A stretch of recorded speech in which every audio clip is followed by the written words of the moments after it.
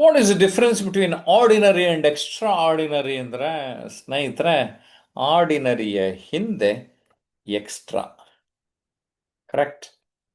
ಆರ್ಡಿನರಿಯ ಹಿಂದೆ extra add ಮಾಡೋದು.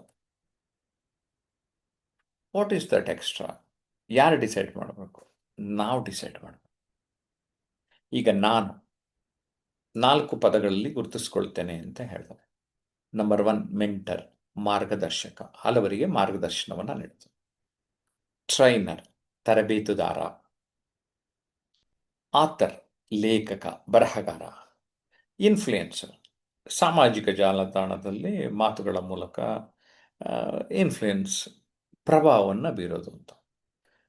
So ಯಾಕೆ ಈ ಮಾತು ಹೇಳ್ತಾ ಇದ್ದೇನೆ ಅಂದರೆ, ನೀವು ನಿಮ್ಮ ಕ್ಷೇತ್ರವನ್ನು ಗುರುತಿಸಿಕೊಂಡು ಯಾವ್ಯಾವ ಕ್ಷೇತ್ರಗಳಲ್ಲಿ ತೊಡಗಿಸಿಕೊಂಡಿದ್ದೀರಿ ಅದರ ಕಡೆಗೆ ನಿರಂತರವಾಗಿ ವರ್ಕ್ ಮಾಡ್ತಾ ಇದ್ರೆ ಸಾಮಾನ್ಯರು ಅಸಾಮಾನ್ಯರಾಗಬಹುದು ಅನ್ನುವ ನಂಬಿಕೆ ನನಗೆ ಬಂದಿದೆ. ಅದನ್ನು ಅರ್ಥ ಮಾಡಿಸ್ತಾ ಇದ್ದೇನೆ. ಸ್ನೇಹಿತರೆ, ನಾನು ಕನ್ನಡ ಪುಸ್ತಕ 15 ಬರೆದೀನಿ, 16ನೇದೀಗ ಪ್ರಿಂಟ್ ಆಗ್ತಾ ಇದೆ. ಸೊ ನಾನು ಜಸ್ಟ್ ಈ ಕೆಲವೇ ತಿಂಗಳ ಹಿಂದೆ ಅಮೆಝಾನಲ್ಲಿ ಯಾಕೆ ಇಂಗ್ಲೀಷಲ್ಲಿ ಬುಕ್ಸ್ ಪ್ರಿಂಟ್ ಮಾಡಬಾರ್ದು ಅಂತ ಡಿಸೈಡ್ ಮಾಡಿದೆ. ಕೇವಲ 3-4 ತಿಂಗಳಲ್ಲಿ ಡಿಸೈಡ್ ಮಾಡಿದೆ. 3 ಪುಸ್ತಕಗಳ ಜೊತೆ ಇವತ್ತು ನಿಮ್ಮ ಜೊತೆ ಇದ್ದೇನೆ. ಇವೆಲ್ಲ Amazon.in ಮೇಲೆ ಡೈರೆಕ್ಟಾಗಿ ಸಿಗೋದು. Number 1, personality mirror transforms you. Okay, transform your life instantly. 36 points ಕೊಟ್ಟಿದ್ದೀನಿ ಇಲ್ಲಿ. ನೀವು ಪರಿವರ್ತನೆ ಆಗಬೇಕು ಅಂದರೆ ಏನಾಗಬೇಕು ಅಂತ. Unlock the power of uniqueness, ಅನನ್ಯತೆ ಅರಿಯೋದು ಹೆಂಗೆ ಅಂತ. ಕರೆಕ್ಟಾ? ಹಿಂದೆ ಕನ್ನಡದಲ್ಲಿ ಬರೆದಿದ್ದೆ ಈ ಪುಸ್ತಕ, ಅದನ್ನು ಇಂಗ್ಲೀಷಲ್ಲಿ ಮಾಡ್ದೆ.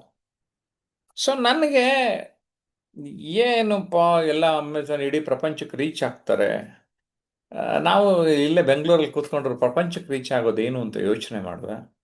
ಇವತ್ತು ಪ್ರಪಂಚದ ಯಾವುದೇ ದೇಶದಲ್ಲಿ ನನ್ನ ಈ ಪುಸ್ತಕಗಳನ್ನು ಪಡೆಯಬಹುದು.